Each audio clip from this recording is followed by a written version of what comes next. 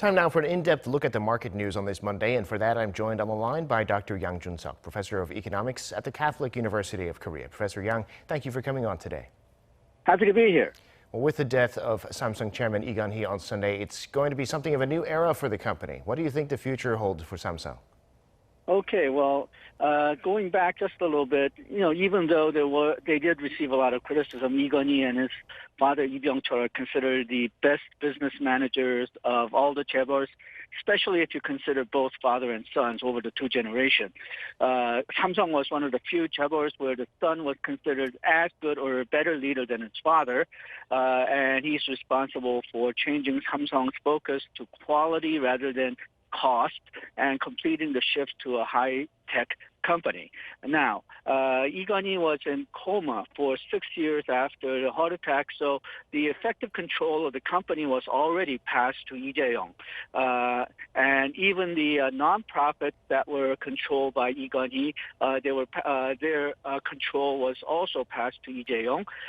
So in some sense, if you talk about the actual management, hard work has already been done. Switchover has already been made. But where it does make some difference is that Lee Jae-yong might have kept a fairly low profile because his father was still alive, and in the Korean culture, it doesn't look good for the son to take complete control before his father is completely has passed on. So if Lee Jae-yong has adventurous spirit, that may have been kept under wraps, but now, because his father has passed away, he may be able to feel more freer to make his mark on management. But so far, well, Lee Kun-hee was known for being sort of an engineer wannabe. On his off times, instead of going out to party or drink with his fellows, he was known to stay at home, read technical manuals, and take apart electronic equipment to look at their parts and see how they worked.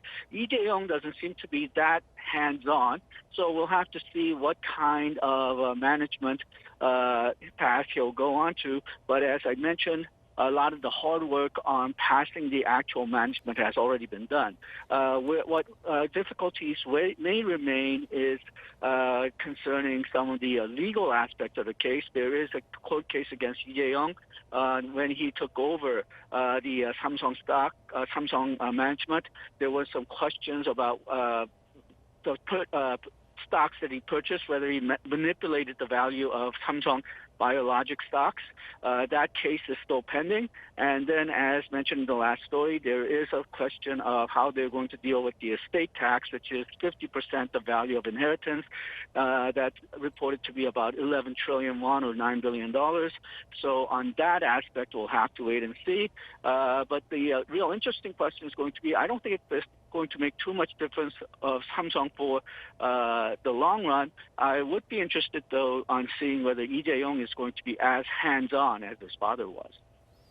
Well, now moving on to the stock market, Wall Street was mixed on Friday. Tech shares leading the S&P and the Nasdaq higher, but the Dow slipping a bit. Korean shares lower today, especially the KOSDAQ. What's the story in the markets? Okay, well, the global stocks has been relatively uneventful. The S&P, Nasdaq, and Dow Jones in the U.S., they've been over the last week, it's been slightly up, but it's been more or less flat. But when the markets open today, the markets are expected to go down. Some interesting factors do seem to be, though, that Professor Robert Shiller of Yale does regular surveys of investors, and there seems to be a very high concern with the investors that there may be a stock market crash. And Professor Shiller was saying that he is concerned whether this type of worries can become a self-fulfilling prophecy. But basically, the U.S. seemed to be taking a wait-and-see attitude to see what happens after the presidential elections. Europe as well, they're basically, they haven't been doing as well as the U.S. Their markets have been basically falling for the last week overall. But again, they seem to be at a wait-and-see attitude. Asia, Hong Kong and China seem to be going in opposite directions. When one side does well, the other side does not. Shanghai fell most of the last week, even though they reported a 4.9% GDP growth for the third quarter, and that's a positive 0.7 growth for the year so far. But even this did not match the analyst expectations, so the stock in Shanghai seems to be falling, but stock in Hong Kong seems to be rising for the last week. Japan's Nikkei fell for the last week as well. The falling stocks basically seem to be due to rising coronavirus in U.S. and EU, as well as waiting for presidential elections in the U.S. Korea, similar story. KOSPI and KOSDAQ has been falling since last Wednesday. It fell again today, slightly for the KOSPI, but quite largely for the KOSDAQ.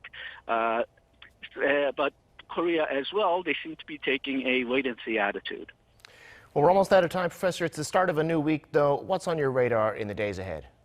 Okay, for Korea, the third quarter advanced GDP growth estimates are due this week, as well as the consumer sentiment and business sentiment indices. For the foreign side, U.S. trade account is supposed to be out, as well as the U.S. third quarter advanced GDP growth estimates. This will be the last economic figure that's going to be out before the U.S. presidential elections next year, so we'll have to see how that affects the elections. European Central Bank monetary policy speech is also due next week. That'll give some indication on how bad the recession due to the coronavirus coming back in force in Europe is, and we'll have to see how what chances the European Central Bank gives for European recovery during this year. All right, Professor, we'll have to leave it there for today. Thanks so much for sharing your insights.